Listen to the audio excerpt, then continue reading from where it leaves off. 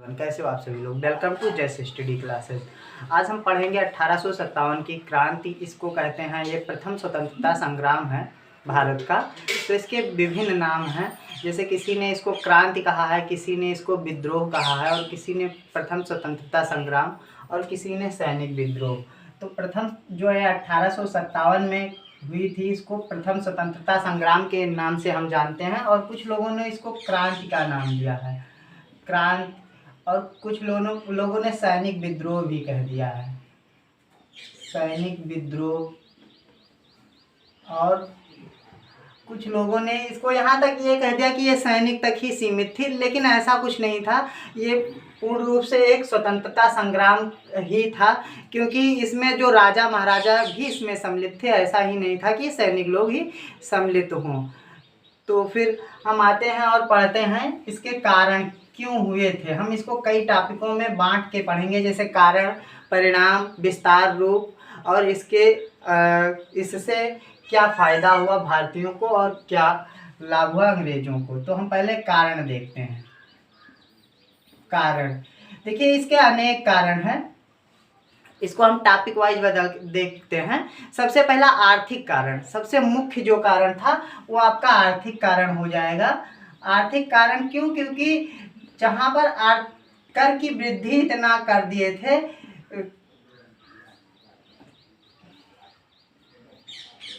आर्थिक कारण में कर की वृद्धि अंग्रेज इतना ज़्यादा कर दिए थे कि जहाँ पर अकाल थी वहाँ पर भी एक कर वसूल रहे थे, इस तरह थे। और जैसे आर्थिक कारण में बंदे बस जो रैयत या महलवाड़ी प्रथा थी, जिसमें क्या होता था, वंशागत जो भू का स्वामित्व होता था उसको इन्होंने बंद कर दिया। तो इसमें महलवाड़ी प्रथा एक आएगी, महलवाड़ी में इन्होंने भू स्वामित्व को वंशागत से हटा दिया। ये बहुत ज़्यादा गलती इन्होंने कर दिया। और साथ में इन्होंने क्या किया, लगान को अस्थाई बंदोबस्ती प्रथा में तब्दील कर दिया, यानी करों को ठेके पर देने लगे। जिससे क्या होता था, किसान यहाँ है, इसके ऊपर ठेकेदार है, इसके ऊपर ठेकेदार के ऊपर एक मेन होता था जो सभी ठेकेदारों का मालिक, फिर इसके बाद यहाँ पर कंपनी होती थी। तो यहाँ से जब ये कर 1 रुपये लगाते थे तो यहाँ पर 2 रुपये हो जाता था, यहाँ पर 3 रुपये, और लास्ट में किसान 4 रुपये देता था और कंपनी को 1 रुपये पहुँचता था, जिससे भी करों में वृद्धि ज़्यादा हो रही थी। तो अस्थाई बंदोबस्त प्रथा भी इसके खिलाफ थी, और महलवाड़ी प्रथा यानी वंशागत जो भू के स्वामित्व होते थे उनसे भी उनकी भूमि छीन ली गई। दूसरा आता है सामाजिक और धार्मिक कारण, मतलब दोनों एक में लेकर चलते हैं क्योंकि समाज से रिलेटेड है। सामाजिक और धार्मिक कारण,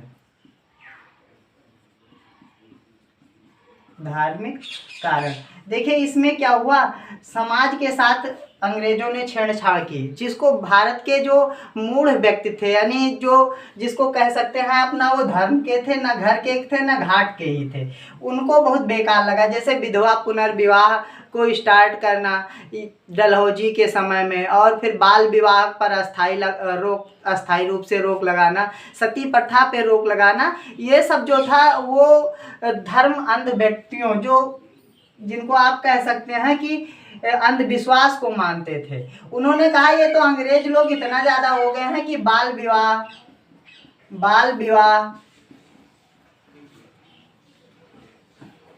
और विधवा पुनर्विवाह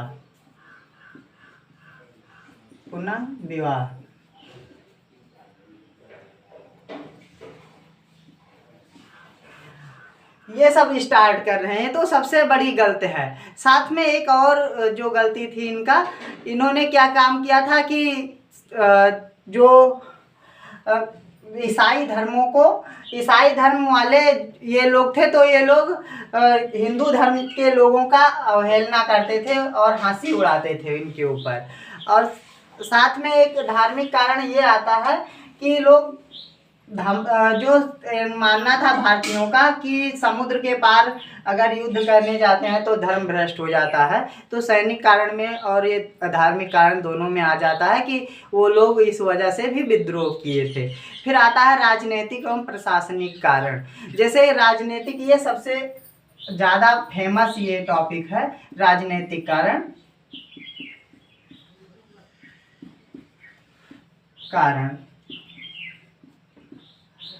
इसमें क्या हुआ, राजनीतिक में जैसे डलहौजी जो था, डलहौजी डलहौजी की विलय नीति, विलय नीति या इसी को हड़प नीति भी के नाम से जाना जाता है। इसने क्या कह दिया कि जितने भी राजा भारत के हैं और उनके जो पुत्र नहीं हैं, उनके गोद लिए हुए पुत्र जो हैं वो मान्य नहीं होंगे। ये सबसे बड़ा कारण के रूप में उभरा 1857 की क्रांति में, डलहौजी का विलय नीति जो थी। साथ में उसने ये भी बात कह दिया, जो अवध माना जाता है, अवध का क्षेत्र जो है अपना, अवध हम लोग अवध में ही रहते हैं, अवध का क्षेत्र को अंग्रेजों का सबसे अच्छा मित्र अवध के शासक को कह सकते हैं आप, या सबसे ज़्यादा अच्छा संबंध कह सकते हैं। तो ये अंग्रेजों के साथ था, लेकिन अंग्रेज ने अवध को कुशासन के अनुसार, मतलब कि आप शासन नहीं कर पा रहे हैं, कुशासन के आधार पर इन्होंने अवध के क्षेत्र को छीन लिया। ये कारण रहा राजनीतिक कारण में, और प्रशासनिक कारण भी इसी में ऐड हो जाता है। प्रशासन यानी कुशासन के आधार पर राज्यों को छीन लेना। फिर अगला कारण आता है सैनिक विद्रोह। सैनिक जो क्यों किए, सैनिक कारण, यानी चौथा जो आपका कारण हो जाएगा सैनिक कारण।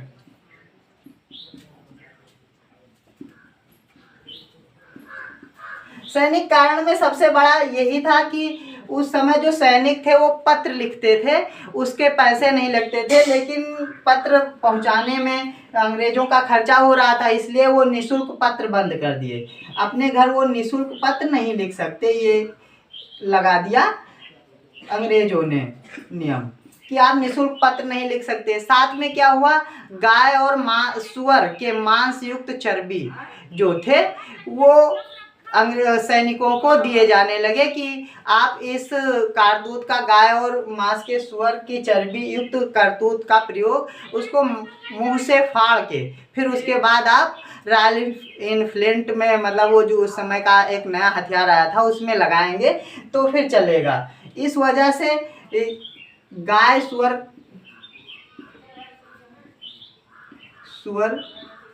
का मांस युक्त कारतूत का प्रयोग, ये, और अभी हमने बताया था कि समुद्र पार युद्ध लड़ने के लिए, तो इस समय अंग्रेज भारत पर ही नहीं कई जगह पर शासन कर रहे थे। तो जैसे म्यांमार वगैरह हो गया या श्रीलंका लेके चले जाते थे, या लक्षद्वीप, तो लोग समुद्र उस पार जाते थे, फिर इस पार आते थे, तो वहाँ के जो लोग थे वो उनका अपने धर्म और जाति से बाहर कर देते थे। ये सैनिक कारण में हुआ। आप देखेंगे राज विलय नीति में यहीं पे झांसी की रानी का आता है, जो कि 1857 की सबसे प्रसिद्ध महिला क्रांतिकारी थी, और उसी के कुशासन पर अवध को आ जाता है। और ये जो इन्होंने कहा कि आप के दत्तक पुत्र नहीं लिए जाएंगे, उसी के अनुसार नाना साहब का भी इन्हीं में नाम ऐड होता है। तो अब हम जानते हैं इसका तात्कालिक कारण, तो हमने बता दिया चर्बी युक्त, ये तात्कालिक कारण में भी आ जाएगा। तात्कालिक कारण, तो तात्कालिक कारण में भी हो जाएगा गाय सुअर युक्त चर्बी का प्रयोग। इनफील्ड राइफल जो था, इनफील्ड ऐसे फील्ड राइफल में गाय और सुअर के युक्त चर्बी वाले कारतूस, जिसको पहले दांत से फाड़ना पड़ता था। अब हम आते हैं प्रारंभ कैसे हुआ ये आपका 1857 की क्रांति। तो देखिए प्रारंभ में 29 मार्च को बैरकपुर जो बंगाल में है, 1857 में प्रारंभ 29 मार्च 1857 में बैरकपुर ये कहाँ है, बंगाल में।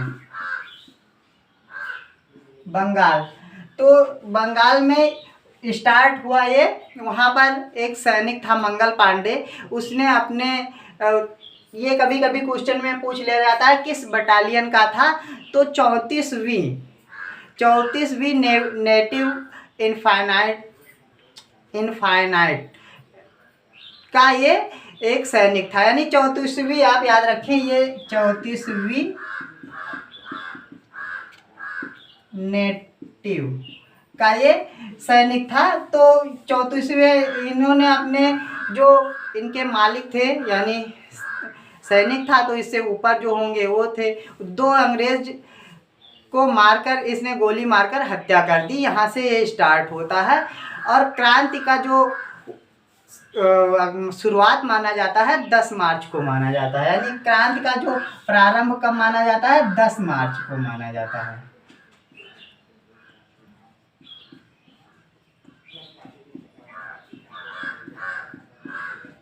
जब ये बंगाल की घटना मेरठ में पता चली, तो यहाँ के भी इस बटालियन या इस छावनी के लोग ने भी उपद्रव कर दिया। यहाँ पर घोड़े सवार सैनिकों ने अपने अंग्रेज सैनिकों को गोली मार दी।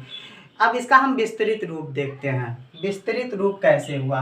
अब क्रांति का प्रारंभ 10 मार्च 1857 को माना जाता है, और सबसे पहले जो घटना घटी 29 मार्च 1857 में, सॉरी 87 लिख गया था, 57 में, ये बैरकपुर बंगाल में, और इसका जो स्टार्ट करने वाले थे मंगल पांडे थे। अब हम विस्तृत रूप भी देखते हैं। इसका विस्तार ये हो गया कारण और प्रारंभ कब हुआ।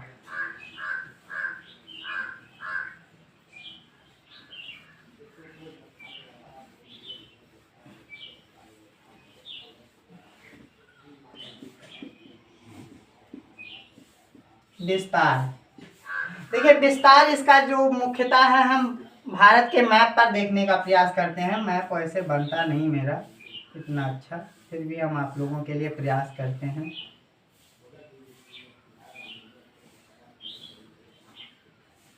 ऐसे करके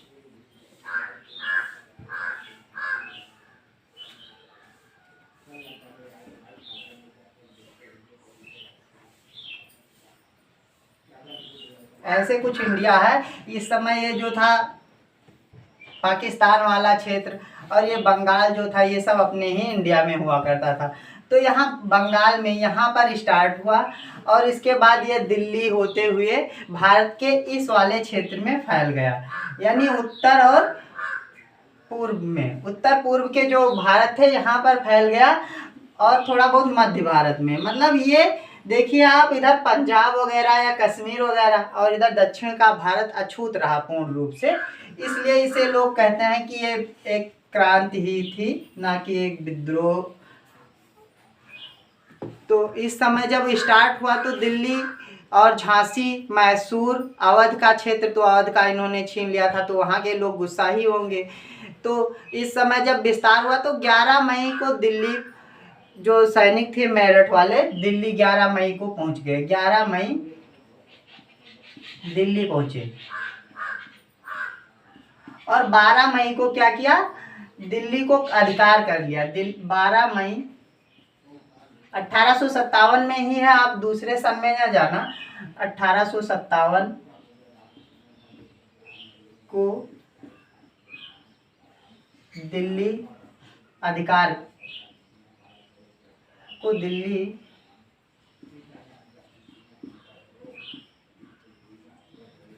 में ले लिया। और क्या काम किया, उस समय के जो मुगल सम्राट थे बहादुर शाह जफर, उनको अपने क्रांति का नेता चुना कि ये हमारे नेता होंगे। 1857 में इसके क्रांति के नेता। लेकिन चूंकि उस समय जो बहादुर शाह जफर था, उसकी उम्र 22 वर्ष थी। ओ सॉरी, 22 वर्ष तक तो नवयंग हो जाएगा, 82 वर्ष थी उम्र, जो थी 82 वर्ष थी। इस वजह से, क्योंकि वो वृद्ध था, तो उस समय इसका संचालन का वक्त खां को दिया गया था। संचालन के लिए बहादुर शाह जफर ने अपने जो इस समय सेनापति हुआ करते थे, उनको दिया गया। अब हम आते हैं, देख लेते हैं एक एक क्षेत्र में जहाँ जहाँ पर किसने नेतृत्व किया। तो बख्त खां। बख्त खां ने 82 इसको क्या क्या संचालित किया, और इसका जो 82 वर्ष का मुगल सम्राट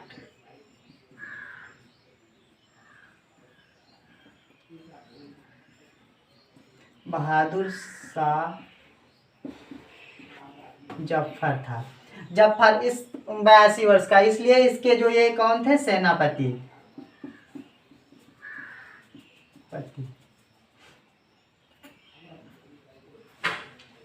तो सेनापति ने इसको संचालित किया।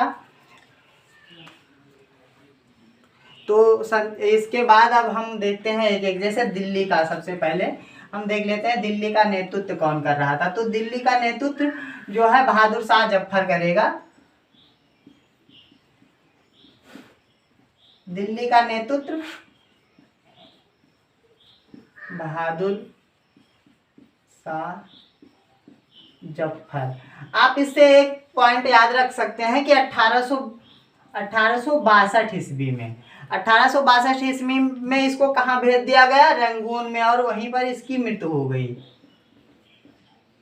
मतलब 1862 में इसकी मृत्यु हो गई रंगून में। ये जब 1857 की क्रांति समाप्त हुई तो इसको रंगून भेज दिया गया और मृत्यु हो गई यहीं पर रंगून में, विदेश में जाके। लेकिन अगर यहीं पर अब हमने बताया था कि दिल्ली का नेतृत्व केवल नाम मात्र का बहादुर शाह जफर का रहेगा, और वास्तविक जो संचालक होगा बख्त खां होगा। बख्त खां। दिल्ली के बाद जो अगला है लखनऊ। लखनऊ में बेगम हजरत महल ने नेतृत्व किया था।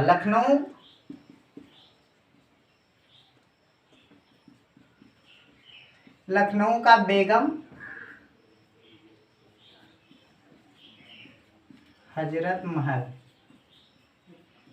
और ये जब ये 1857 की क्रांति में इनका जो है नेतृत्व पूर्ण रूप से खत्म होने को आया, यानी हारने की स्थिति में आई, तो ये नेपाल चली गई। नेपाल। इसके बाद लखनऊ के बाद कानपुर का क्षेत्र आया, वहां पर नाना साहब ने नेतृत्व किया। कभी कभी जो है नाना साहब का ओरिजिनल नाम भी पूछ लिया जाता है, तो इनका नाम धोंधू पंत था। और ये जो बाजीराव सेकंड थे, उनके दत्तक पुत्र थे। कानपुर का नेतृत्व किसने किया, नाना साहब। और ये इनका वास्तविक नाम धोंधू पंत।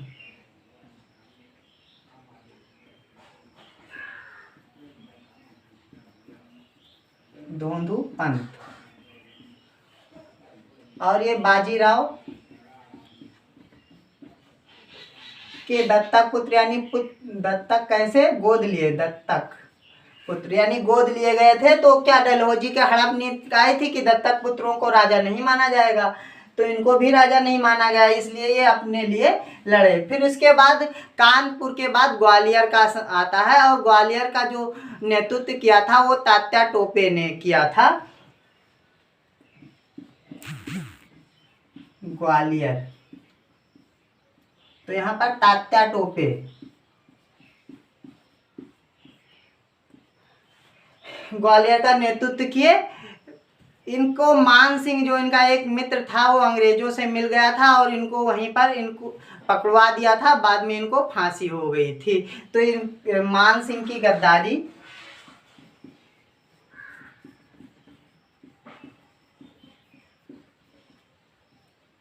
गद्दारी के कारण फांसी लग गई इनको। इसके बाद ग्वालियर के बाद जो अगला आता है झांसी। झांसी में आप सभी लोग जानते ही हैं कि लक्ष्मीबाई ने नेतृत्व किया था। इन पे कई मूवियाँ, कई सीरियल भी बन चुके हैं। तो और ये गंगाधर की विधवा थी। साथ में इन्होंने क्यों लड़ा तो अपने दत्तक पुत्र दामोदर के कारण। झांसी का नेतृत्व लक्ष्मीबाई कभी कभी इनका बचपन का नाम मन्नू भी पूछ लिया जाता है। इन लोगों के जैसे बेगम बहादुर शाह जफर और या हो गया नाना साहब तात्या टोपे, झांसी की रानी, इन लोगों के लाइफ से पर्सनल क्वेश्चन भी पूछे जाते हैं। आप लोग कहेंगे तो इनको हम एक एक कैरेक्टर को पकड़ के उनकी लाइफ स्टोरी पूरी आपको बता देंगे। तो ये क्या थी, गंगाधर की विधवा। और ये क्यों लड़ी थी, तो दामोदर के कारण। दामोदर इनका पुत्र हो जाएगा, वो भी दत्तक यानी गोद लिया हुआ। इस वजह से जब डलहौजी की नीति आई कि झांसी को हमारे हवाले करो, तो इन्होंने उसको डलहौजी को सौंपा नहीं, स्वयं लड़ गई।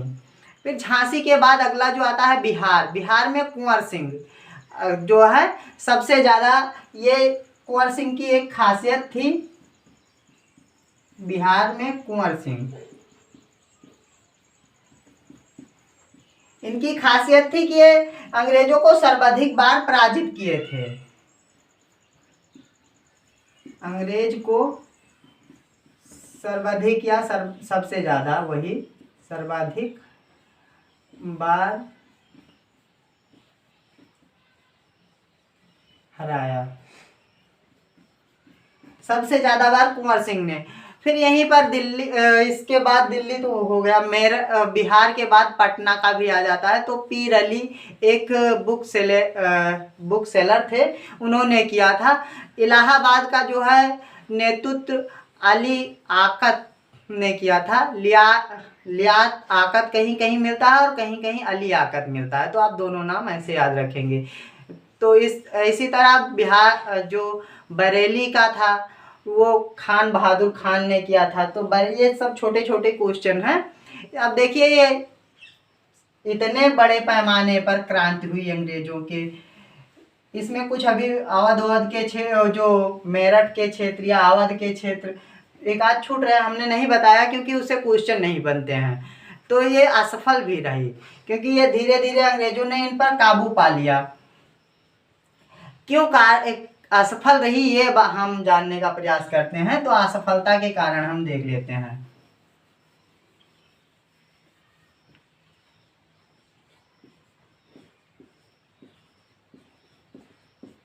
असफलता के कारण देखिए, सबसे बड़ा एक कारण ये रहा कि इसका कोई नेतृत्व सही से करने वाला नहीं था। जब ये संग्राम चालू हो गया, उसके बाद बहादुर शाह जफर को इस संग्राम का नेतृत्व यानी नेता माना गया, लेकिन इसके पहले कोई नेतृत्व सही से करने वाला नहीं था। दूसरा कारण ये था कि सबके अपने अपने स्वार्थ इसमें छिपे हुए थे। चाहे आप ले लीजिए बहादुर शाह जफर को, तो वो अपने आप को जब इसको सम्राट के तख्त से अंग्रेजों ने हटा दिया, तो उसका अपना सम्राट बनने का ख्वाब था। साथ में लखनऊ में बेगम हजरत महल पर भी ऐसे ही कारनामे थे कि जो है लेडीज वो शासन नहीं करेगी। आप देखेंगे कानपुर के नाना साहब, तो उनको जो है दत्तक पुत्र होने के कारण हटाया जा रहा था और उनका राज्य छीना जा रहा था। इसी तरह आप झांसी में देखेंगे तो महारानी लक्ष्मीबाई जो थी, उनके भी दत्तक पुत्र को राजा स्वीकार नहीं कर रहे थे अंग्रेज। तो इसलिए इसमें जो सबके अपने अपने एक कारण छिपे हुए थे, अपने लिए स्वार्थ आप कह सकते हैं। तो इस तरह से दूसरा सबसे बड़ा कारण ये पूरे भारत में ना फैलकर, अभी हमने इमेज के थोड़ा भारत के नक्शा बना नहीं पाए थे, लेकिन हाँ बनाने का प्रयास किया। उस पर हमने समझाया कि इस तरह से मध्य भारत और उत्तर भारत के क्षेत्र में ही सीमित रहा, जैसे पंजाब हो गया या दक्षिण भारत हो गया, वो असीमित रहा। तो ये असफलता के बड़े कारण हो जाते हैं। सबसे बड़ा कारण ये था कि जो 10 मई को इस की स्टार्टिंग हो गई, लेकिन इस संग्राम का जो चालू होने का समय था वो 31 मई को निर्धारित किया गया था, यानी समय से पहले ही इसका स्टार्ट हो जाना भी एक बड़ी कारण हो जाता है। इससे अब कुछ परिणाम निकल के आए।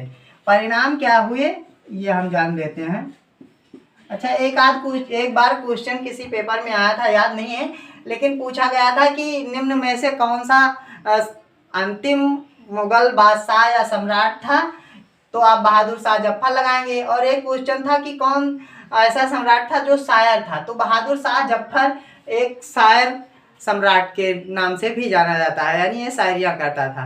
तो 1857 के परिणाम ये हुए कि 1858 से जो भारत का शासन था वो महारानी भारत यानी इंग्लैंड की महारानी के हाथ में चला गया। दूसरा, डलहौजी की हड़प नीति को खत्म कर दिया गया, हड़प नीति को हटा दिया गया, इसको बंद कर दिया गया पूर्ण रूप से। तीसरा ये कारण हुआ कि सैनिकों को मुख्यतः देखें तो सैनिक ही सबसे पहले बैरकपुर फिर मेरठ में स्टार्ट हुआ था। तो पहले क्या था, 5 अंग्रेज पर 1 भारतीय लिए जाते थे, इसको हटाकर ये काम हटाकर क्या किया गया, 2 भारतीय पे 1 अंग्रेज को रखा जाने लगा। ये उसके बाद दूसरा ये हुआ कारण, पहला हड़प नीति, और जो देसी राजा थे, देसी राजा मतलब जो पहले से राज कर रहे थे, उनके राज्य के शान शौकत देसी राजाओं की स्थिति बरकरार रखी गई।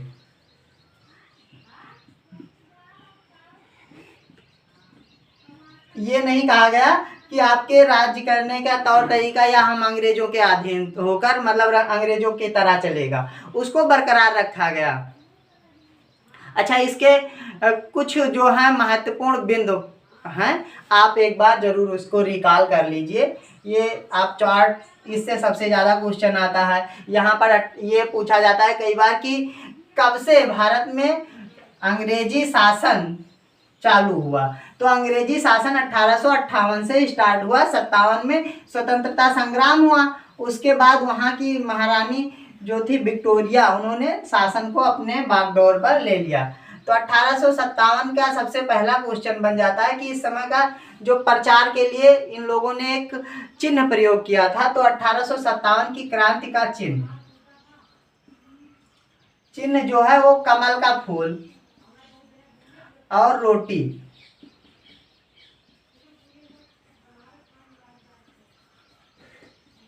कहीं कहीं ये चपाती लिखी मिल जाती है, तो आप डरना मत कि चपाती सर जी बताए नहीं, यहाँ तो रोटी बताए थे। चपाती और रोटी दोनों एक ही है, ठीक है। सभी लोग पेट के लिए, रोटी के लिए ही मरते हैं। तो कमल का फूल, इस विद्रोह का जो चिन्ह था 1857 के संग्राम का, उसका जो है कमल का फूल और रोटी हो जाएगी चिन्ह। स्वतंत्रता संग्राम के समय कौन जनरल था, यानी 1857 क्रांति के समय गवर्नर जनरल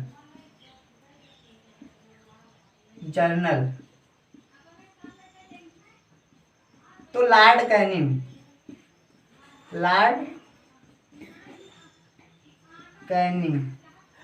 कैनिंग जो था उस समय का भारत का गवर्नर जनरल था।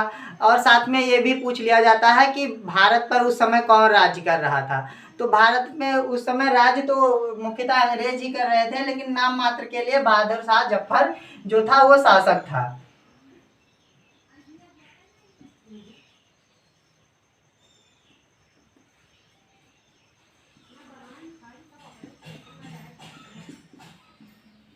जफर ये भारत का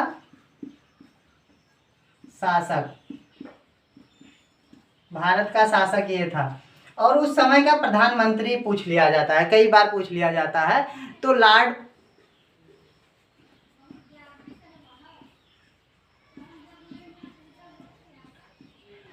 पामर्टन उस समय के इंग्लैंड के प्रधानमंत्री थे।